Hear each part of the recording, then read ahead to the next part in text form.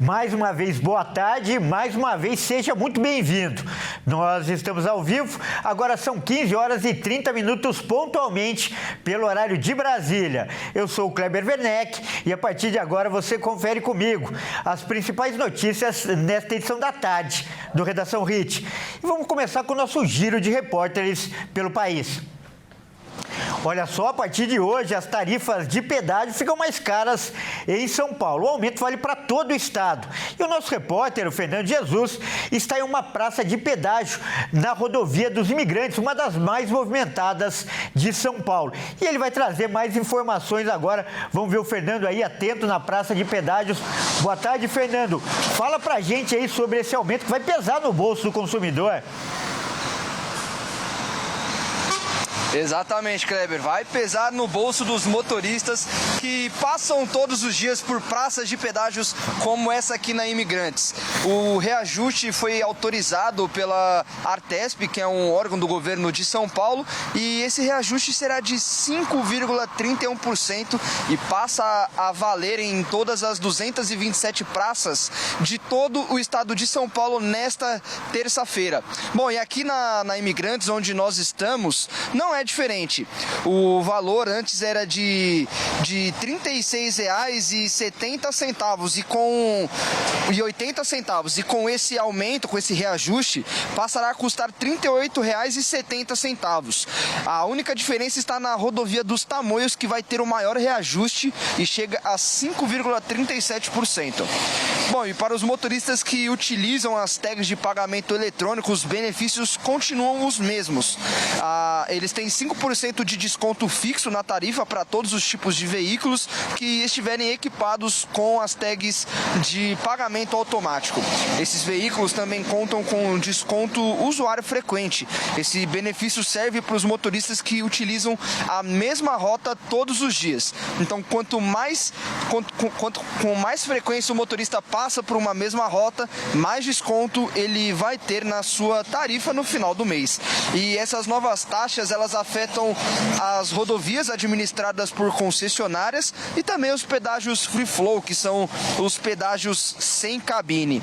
E além disso, o aumento nas tarifas de pedágio também impacta, além dos pedágios propriamente dito, esses valores também impactam nos valores de passagem de ônibus e também nas passagens de fretes rodoviários.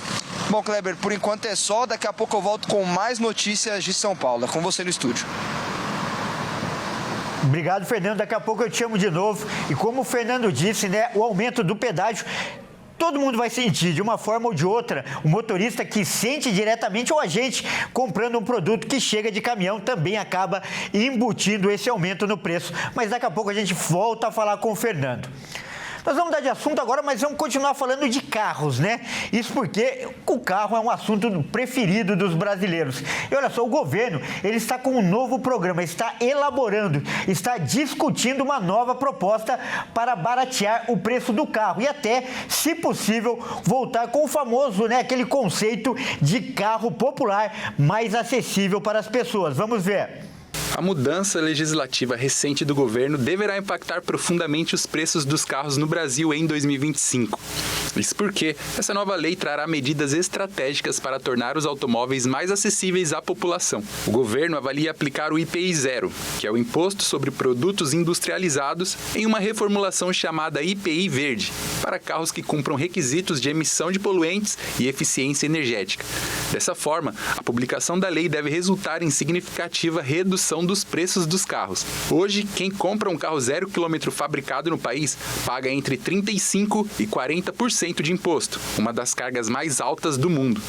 Com essa alteração, o novo imposto deve ficar na casa dos 28%. Isso ocorrerá por meio de isenções fiscais e incentivos à produção local previstos na legislação. A medida promete beneficiar diretamente as classes C, D e E, que antes viam um sonho do carro próprio como inalcançável. E além de preços mais acessíveis, a lei incentiva a fabricação de modelos econômicos e sustentáveis, diversificando as opções para o consumidor. E como eu disse, né, o carro é um dos assuntos preferidos do brasileiro, afinal, o automóvel é uma paixão nacional. E esse é o tema, inclusive, da nossa entrevista de hoje. E para falar sobre esse assunto, nós vamos contar com a participação de 13 especialistas. Olha, o nosso primeiro convidado, um grande parceiro, o economista César Bergo. Boa tarde, César. Seja bem-vindo. Oi, Kleber. É um prazer sempre estar com vocês aí. O prazer é todo nosso, César. E olha só, o nosso segundo convidado é o advogado tributarista Max Kolb. Max, doutor Max, seja muito bem-vindo também. Grande prazer recebê-lo aqui. Boa tarde, Kleber. Obrigado ao convite. Só fazer uma correção, doutor Gabriel José, doutor Max não pôde estar presente hoje. Correto, então, doutor Gabriel José, eu peço desculpas aí, inicialmente estava marcado com o doutor Max, mas a sua participação será muito bem-vinda e muito importante também. E olha só, o nosso terceiro convidado é o Gilmar Rocha, ele que é diretor da Alverde, que é a Associação de Lojistas de Veículos do Rio de Janeiro, portanto conhece bem também o assunto. Muito obrigado pela sua participação. Boa tarde, Kleber. Boa tarde, audiência HIT. E espero que nós possamos ter um ótimo debate que faça com que os nossos telespectadores aí evoluam a nível de conhecimento. Correto. Olha, primeiro então eu vou pedir para o César Bergo comentar essa proposta, né, que está sendo discutida pelo governo para baratear o carro. Qual é a posição estratégica, primeiro, do automóvel na cadeia econômica, César? Qual é o impacto que uma diminuição no preço do carro pode causar em geração de emprego, em peças, em outros produtos, enfim, na economia como um todo? E outra questão importante, e política, né? Deixar os carros mais baratos também pode beneficiar a imagem do governo que anda desgastada? Kleber, é muito delicado, né? Obviamente, a cadeia produtiva do automóvel é muito complexa e acaba gerando várias atividades, incentivando. Já tivemos esse exemplo no passado. A vantagem dessa lei é que você vai melhorar o automóvel, ou seja, vai ser um automóvel mais ecológico. Então, você substitui também aqueles automóveis que poluem mais, que gastam mais combustível. Então, isso é positivo. É positivo também porque você garante uma possibilidade das pessoas terem automóvel. Agora, não tenha dúvida que a questão urbana tem que ser olhada, porque você vai aumentar o número de automóveis, você também não tem que dar condições para que esse automóvel se desloque dentro dos centros urbanos, né? Nós vimos aí na sua reportagem anterior a questão do pedágio, vai ter mais carro para pagar pedágio, mas de qualquer forma não tenha dúvida que é importante. Nesse momento, o contrassenso não está no projeto. O projeto é bom. O problema é que o governo precisa arrecadar, ele vai desonerar os carros. Então, isso aí, do ponto de vista momentâneo, fica uma incoerência do governo, que está precisando arrecadar mais e cria esse desconto, essa desoneração. Mas, do ponto de vista de projeto, ele é importante, sim, por causa desses dois aspectos que eu mencionei, viu, Kleber? Legal. O César usou uma palavra-chave, desonerar. Então, agora eu faço a pergunta para o doutor Gabriel. Toda cobrança de imposto, né, segue uma classificação de acordo com a natureza do produto. Por exemplo, itens de primeira necessidade tendem a pagar menos impostos. Como é a oneração ou a taxação sobre o automóvel? E os impostos representam o que para o preço final e para o consumidor, que é o nosso telespectador? Certo. Kleber, falando no cenário atual, o Ministério da Fazenda, liderado aí pelo Fernando Haddad, resiste a essa renúncia fiscal, alegando exatamente isso, a necessidade de preservar essa arrecadação. E assim, a estratégia que se vê diante desse projeto é que o benefício se pague com aumento do ICMS, IPVA e o lucro monetário pelas vendas estimuladas, mesmo com o IPI zerado. E aqui é importante a gente esclarecer aos telespectadores, que há sim preocupação de que esse benefício seja capitalizado por locadoras e frotistas e que as montadoras não repassem esse desconto integralmente ao consumidor final. Olha, muito interessante o que você falou, mas agora, vamos para outra ponta da cadeia, que quem trabalha, lida com o mercado direto, que é o Gilmar. Gilmar, qual é a situação do mercado hoje na sua avaliação? O momento é bom para as vendas ou os lojistas vinham cobrando mesmo medidas como essa aí para aquecer o setor? É importante frisar e parabenizar toda a sensibilidade, né, do programa em trazer não só especialistas amigos, tributaristas, advogados, mas também dar voz à ponta. E quando eu digo a ponta, é o nosso setor, é quem traciona essa operação. É importante ressaltar que todas essas medidas ainda não estão em vigor, né? Então está tudo ainda muito meio para o nosso setor. É claro e evidente que toda mudança no começo traz estranheza, mas eu tenho fé que toda essa movimentação do governo, alinhada com o mercado do setor automotivo, seja algo benéfico para o nosso setor, que vem sofrendo tantas perdas aí durante os últimos anos, e é válido destacar que o setor de motocicleta ele tem crescido, mas as vendas do mercado têm desacelerado. E é importante destacar também, Kleber, que o nosso setor hoje, né, o nosso país hoje carrega uma carga tributária, uma das pesadas do mundo. Ou seja, se essa movimentação vai fazer com que a gente tenha um pouco desse alívio tributário, diga-se assim, para poder avançar como empresa e como setor, eu acho que é válido, e eu acho que o brasileiro, né, o setor no qual eu represento, não deve ter como ruim algo que ainda não foi aí totalmente esclarecido, e tem que ter fé realmente que possa ser algo que benéfico para todos e que o mercado e que a população evolua à medida disso. Agora, voltando a falar com o César, talvez o maior apelo midiático, o apelo, né, de marketing dessa proposta seja a volta do chamado carro popular. Esse conceito que se perdeu ao longo dos tempos, né? Antes o carro popular era aquele mais acessível, hoje já não é tão acessível. Você acredita que essa proposta condiz com a realidade? É possível nós voltarmos a ter um carro de fato popular? Como a gente comentou, o peso do imposto é muito grande realmente no carro, né? Você reduzindo o imposto, você vai melhorar o preço dele. Agora é importante ter o comprometimento das montadoras para trazer tecnologia também, ou seja, que a pessoa tenha um produto de qualidade, né? Eu acredito que vai ser nesse sentido aí. E eu vejo importante sim, porque você tem toda a questão envolvida de tecnologia, mas tem por outro lado também a questão de facilitar o acesso do cidadão ao automóvel. Então, tem um aspecto que eu já comentei, a questão urbana, né? Mas não tem a dúvida que é importante sim, viu, Kleber? Correto. E agora, Max, na reforma tributária... Gabriel, na reforma tributária, o IVA, né, que é o imposto único, deve ficar na casa aí dos 28% para os automóveis. O problema é que os carros foram penalizados pelo imposto seletivo. O que é o imposto seletivo? Aquele que é aplicado para produtos que fazem mal para a saúde, no caso, o meio ambiente.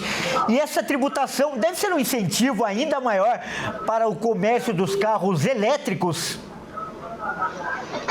Certo, Kleber, um excelente questionamento que gera até uma contradição nesse programa, certo? Até porque, né, nesses próximos dias o governo deve anunciar formalmente esse programa, né, do carro sustentável, junto com essa nova tabela de IPI, né? E aqui vale esclarecer que a vigência desse incentivo ele vai até fim de 2026, com o início da transição em 2027, né, que é para o imposto seletivo da reforma tributária.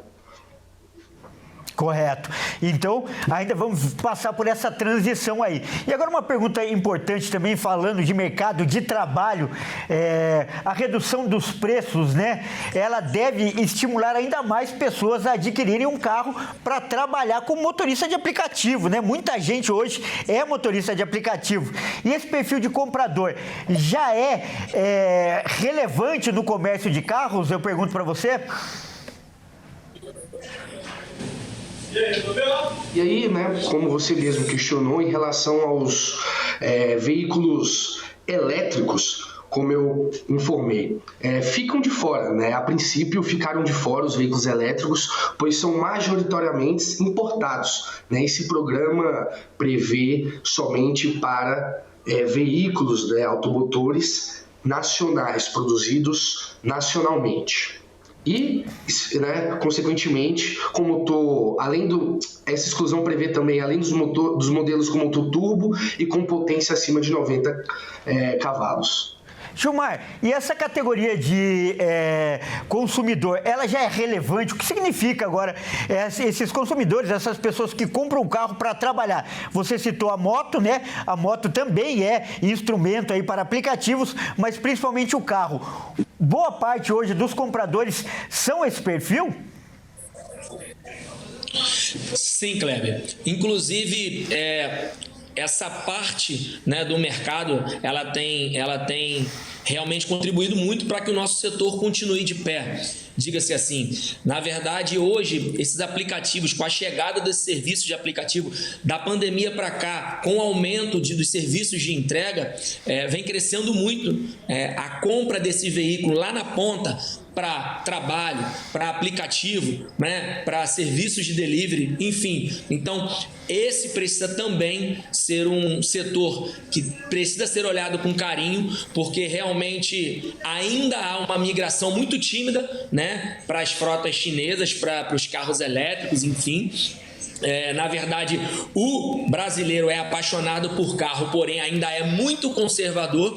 Então, hoje esse mercado, essa classe do trabalhador, ela tem olhado de uma forma bem tímida para essa modificação, para essa transformação, né? Como eu reafirmei lá no início, toda mudança no início gera estranheza e com a adaptação vem realmente o convencimento da população. Então, ainda é minoria, né? Essa parte de eletrificação, como o nosso amigo bem falou aí, porém, existe uma grande parte que já vem optando por carros elétricos. Isso acaba causando ainda uma maior disputa no nosso mercado, quando se tem mais ofertas. Então, Kleber, de forma conclusiva, eu acredito muito e contamos muito que o governo faça algo para que os nossos produtos nacionais tenham força de mercado para brigar.